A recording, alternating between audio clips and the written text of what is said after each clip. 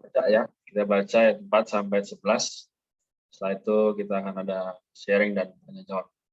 Oke, ayat 4. Dari Yohanes kepada ketujuh jemaat yang ada di Asia Kecil.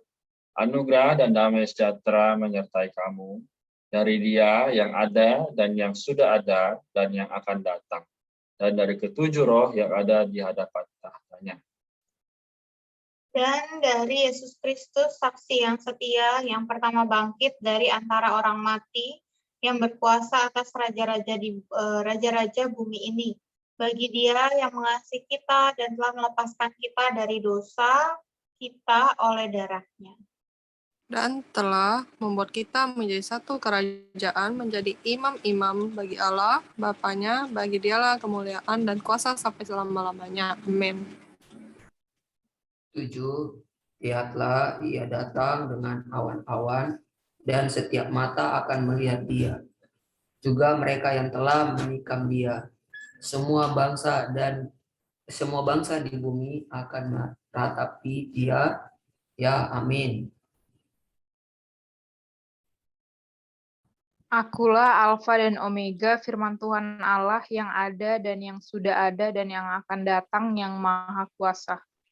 Ini Wah, apa yang kau lihat? Melihat Pelita emas, gereja yang bercahaya, Adi, Kristus yang hidup, C, 7 bintang, utusan yang cemerlang dari gereja-gereja. Min 9, aku Yohanes, saudara seiman yang ikut serta dalam kesusahan, dalam kerajaan, dan dalam ketekunan menantikan Yesus berada di pulau yang bernama Patmos, karena firman Allah dan kesaksian yang diberitakan oleh Yesus. Ayat 10. Pada hari Tuhan, aku dikuasai oleh roh, dan aku mendengar dari belakangku suatu suara yang nyaring seperti bunyi sangkakala. Katanya, apa yang engkau lihat, tuliskanlah di dalam sebuah kitab dan kirimkanlah kepada ketujuh jemaat ini, ke Efesus, ke Smyrna, ke Pergamus, ke Tiatira, ke Sardis, ke Philadelphia, dan ke Laodikia. Amin. Ya. Jadi ini 7 gereja akan kita bahas hari berikutnya. Nah, jadi pada malam ini kita hanya akan membahas mengenai pengantar. Mungkin saya akan buka dulu dengan beberapa penjelasan. Nanti teman-teman boleh bagikan apa yang didapatkan atau dinikmati. Kemudian ada yang mau ditanyakan, silakan ya. Oke, jadi dari ayat 4 kita sudah melihat tadi bahwa dari Yohanes kepada ketujuh jemaat ya, yang di Asia Kecil. Nah, ini ketujuh jemaat ini adalah artinya apa? Gereja, ya ini Efesus, Smyrna, Pergamus, Tiatira, Sardis, Philadelphia, Laodikia. Nah, jadi teman-teman pada malam ini kita juga menyadari bahwa kita sedang berkumpul ini pun adalah gereja atau jemaat. Karena dalam bahasa aslinya adalah eklesia. Eklesia berarti apa? Sekumpulan orang yang dipanggil ya dari kerajaan gelap kepada kerajaan terang. Hari ini pun kalau kita lihat ya di sini tadi ada catatan kaki, mungkin kita akan ada baca beberapa ya. Oke, sebentar. Kita lihat juga apa sih arti 7 ya. Oke, kita baca lagi. Tadi lanjutkan sekarang berarti siapa Rika ya. Ayat 7 ini, 41 sorry. 7 adalah angka kelengkapan dalam pekerjaan Allah. Misalnya untuk penciptaan Allah ada 7 hari, untuk pergerakan Allah di bumi ada 7 materai, 7 sangkakala, dan 7 cawan. Karena itu 7 gereja adalah untuk kelengkapan pergerakan Allah. Amin. Oke ya. Jadi sekali lagi ini semua adalah mengenai lambang ya. 7 menandakan bahwa diri Allah ingin supaya kita menjadi orang yang bisa melihat bahwa ada 7 materai ya, 7 sangkakala, 7 cawan ya. Ada penciptaan Allah ada 7 hari. Nah, ini semua menandakan apa? Kelengkapan ya. Jadi kitab Wahyu ini adalah lambang daripada kita hari ini juga. Oke. Kita lanjutkan baca beberapa lagi catatan kaki, nanti yang lain boleh dibaca sendiri ya. Oke, kita baca 4:4 ya, Dia. ya. Amin. Dia yang ada dan yang sudah ada dan yang akan datang adalah Allah Bapa yang kekal. Ketujuh roh di hadapan takhta Allah ialah roh Allah yang beroperasi. Juga adalah Allah roh. Amin. Yesus Kristus yang menjadi saksi setia terhadap Allah, yang pertama bangkit dari antara orang mati terhadap gereja, dan yang menjadi yang berkuasa atas raja-raja di bumi terhadap dunia, adalah Allah Putra. Inilah Allah Tritunggal. Amin. Sebagai Allah Bapa yang kekal, Dia adalah Allah. Dia adalah yang sudah ada dan yang akan datang. Sebagai Allah Roh, Dia adalah Roh yang diperkuat 7 kali lipat untuk pekerjaan Allah. Sebagai Allah Putra, Dia adalah saksi Allah. Saksian Allah, ekspresi Allah. Dua, yang pertama bangkit dari antara orang mati bagi gereja, ciptaan baru, dan tiga, berkuasa atas raja-raja bumi ini bagi dunia. Dari Allah Tritunggal sedemikian ini, kasih karunia dan damai sejahtera disalahkan kepada gereja-gereja. Amin ya. Oke, jadi ini sangat krusial juga ya. Jadi kita melihat Dia ini adalah lengkap ya, Dia serba ada. Dia ada Alfa dan Omega, Dia sang awal dan sang akhir. Nyatakan di sini juga Dia adalah saksi Allah. Dia adalah yang pertama bangkit dari antara orang mati. Dia berkuasa atas raja-raja di bumi ini. Jadi sekali lagi, ya ini semua tadi kita baca ya, ayat catatan kaki, untuk menunjukkan kepada manusia bahwa sebenarnya tidak ada nama lain yang yang bisa menyelamatkan manusia dalam dosa, ya, dari dosa. Nah, namun seiring berjalannya waktu, semakin lama Allah tidak datang, maka semakin manusia merasa Allah tidak datang-datang, ya sudah, aku lakukan saja apa yang kupandang benar. Jadi kembali lagi bagaimana mengenai hati, ya. Jadi Rasul Yohanes memberitahu kita, nanti teman-teman boleh baca catatan kaki sisanya ya, waktu kita terbatas. Namun kita baca terakhir ini ya, dari 71 ya, catatan kaki 71. Oke. Kitab ini mewahyukan kembalinya Kristus dalam dua aspek. Pada satu aspek ia akan datang dengan sembunyi seperti pencuri. Pada aspek yang lain ya, ia akan datang secara terbuka dengan awan.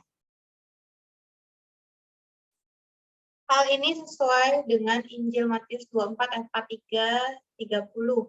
Hari dan saat kedatangannya secara tersembunyi, tidak ada orang yang mengetahui. Hari kedatangannya secara terbuka, diwahyukan dengan jelas, yaitu pada akhir kesusahan besar, pada saat peniupan sangkakala yang terakhir, sangkakala ketujuh. Ya. Nah ini juga menunjukkan bahwa sebenarnya kalau kita tidak berjaga-jaga, kita tidak melihat apa yang terjadi dalam situasi dunia hari ini, maka sebenarnya firman Allah ini ya hanya sekedar ya udah Matius, Markus, Lukas, Yohanes sampai Wahyu hanya sekedar Alkitab ya yang kita baca, tapi bukan menjadi satu dorongan atau kasih yang membawa kita semakin maju begitu ya. Nah, jadi nanti di dalam kita gereja di Efesus, Smyrna, Pergamus, Tiatira, Sardis, Philadelphia dan Laodikia, mereka ada hari ini juga ya. Pada hari ini sedang terjadi 7 gereja ini. Nanti kita akan bahas di esok hari ya. Oke, jadi malam ini saya buka dengan demikian. Apakah ada yang mau membagikan atau yang bertanya? Dipersilahkan. Aku menikmati di ayat 4 ya.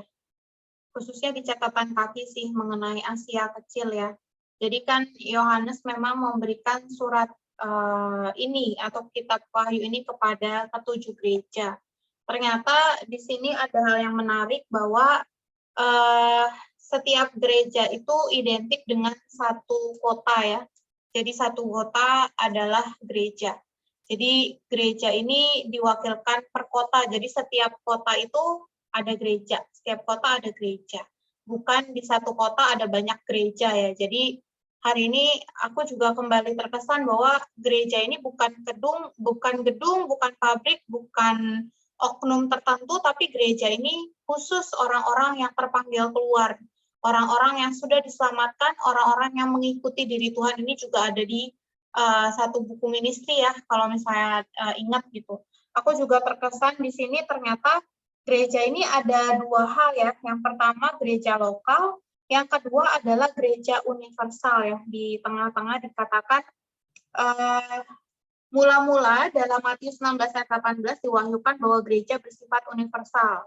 Kemudian di Matius 18 ayat 17 diwahyukan bahwa gereja bersifat lokal. Artinya bukan gereja ini terbagi-bagi. Jadi secara universal memang gereja ini adalah orang-orang yang terpanggil keluar, orang-orang yang menerima Tuhan sebagai juru selamat, juga orang-orang yang mengikuti Tuhan.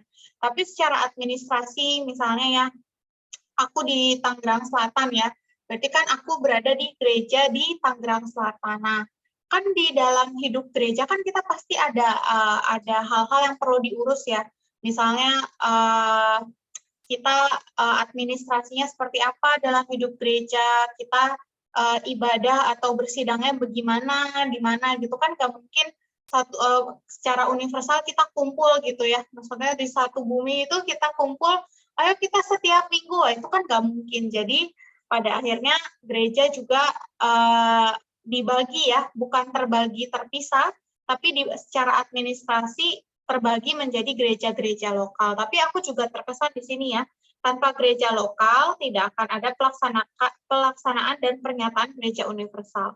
Gereja universal terwujud dalam gereja-gereja lokal. Jadi melalui hal ini aku juga semakin mengapresiasi bahwa pekerjaan Tuhan ini bukan hanya untuk satu oknum, satu organisasi, tapi adalah untuk gereja secara universal. Jadi baik aku di Semarang, baik aku di Tangerang Selatan, baik Rika di Jakarta Selatan, baik Eva sekarang di Medan, baik Lady di Cikupa, baik Farel di di sini ya di Serpong, ya baik Time di Makassar, kita semua secara luas itu ya, secara universal memang adalah orang-orang yang mengikuti Tuhan. Tapi ternyata secara administrasi kita perlu dibagi karena ya pasti di dalam hidup gereja ada masalah ya. Masalah ini nggak bisa kita ke pusat ya. Kalau di sini kan pusatnya Yerusalem ya, kalau di Perjanjian Baru. Di pusat misalnya ya, wah kita harus ke luar negeri dulu lah, harus kemana dulu kan itu ribet. Jadinya diserahkan kepada lokal. Jadi hari ini gereja adalah orang-orang yang terpanggil keluar. Secara besaran kita adalah satu ya, satu tubuh ya. Tapi secara administrasi kita dibagi ke setiap lokal. Jadi hari ini gereja bukanlah nama individu, nama organisasi, tapi gereja itu satu di setiap kota. Amin. Amin. Tuhan. Ya. Oke. Ada lagi yang mau membagikan atau bertanya?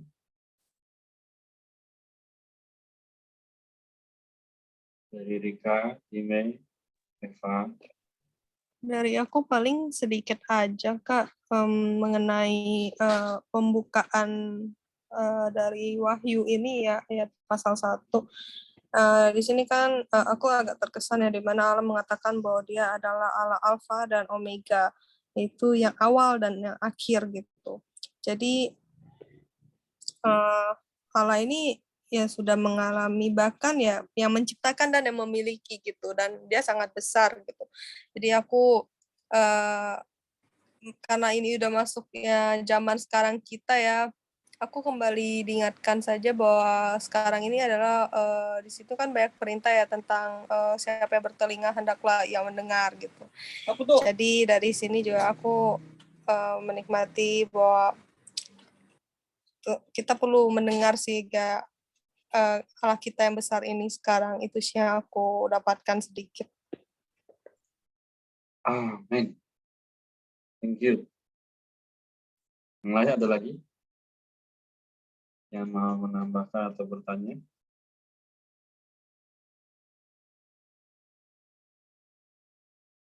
Ya, itu 1 sampai 5 ya. Kalau ada kita tutup ya.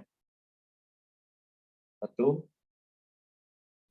Amin, puji Tuhan. Ya. Saya Kak. Ya, mari. Amin. Saya nikmati di ayat 6 ya. Di situ dikatakan bahwa dan telah membuat kita menjadi satu kerajaan, menjadi imam-imam bagi Allah Bapaknya, bagi Dialah kemuliaan dan kuasa sampai selama-lamanya. Nah, kalau kita lihat di catatan kakinya ya di 62, di situ dikatakan bahwa demi darah Kristus kita beroleh penebusan, bukan hanya menjadi kerajaan Allah, juga menjadi imam-imamnya. Nah, kerajaan adalah untuk kedaulatan pemerintahan Allah. Imam adalah untuk ekspresi gambarnya. Terus di catatan selanjutnya dikatakan bahwa imamat yang rajani tersebut sedang dilatih dalam kehidupan gereja hari ini dan akan dilaksanakan dengan diperkuat dalam kerajaan selama 1000 tahun. Nah, puji Tuhan ya, saudara-saudari kita, ya ketika kita menerima ya penebusan dari Allah, kita juga bisa mengenal hidup gereja. Nah, kita bersyukur ya bahwa di dalam hidup gereja kita bisa menempuh penghidupan yang seperti imamat ya. Kita bisa memberitakan Injil, kita juga bisa bisa melakukan kehendak Allah. Juga kita bisa mewakili Allah, mengekspresikan Allah di dalam kehidupan kita. Tentu ini kita perlu harus terus dilatih ya, harus terus terlatih supaya kehendak Allah itu bisa tergenapi melalui kita ya. Untuk itu kita perlu ketika di dalam hidup gereja kita harus senantiasa ya melihat bahwa kita sedang dilatih ya. Saya juga pun demikian ya. Walaupun satu sisi banyak kekurangan ya, seringkali saya banyak kegagalan, tetapi puji Tuhan ada hidup gereja yang tadi Kak Maria bilang ya, kita ada di gereja lokal masing-masing. Nah, kita perlu belajar, kita perlu berlatih sama-sama ya, supaya kita bisa membangun gereja secara universal. Puji Tuhan. Oke, terima kasih timnya ya.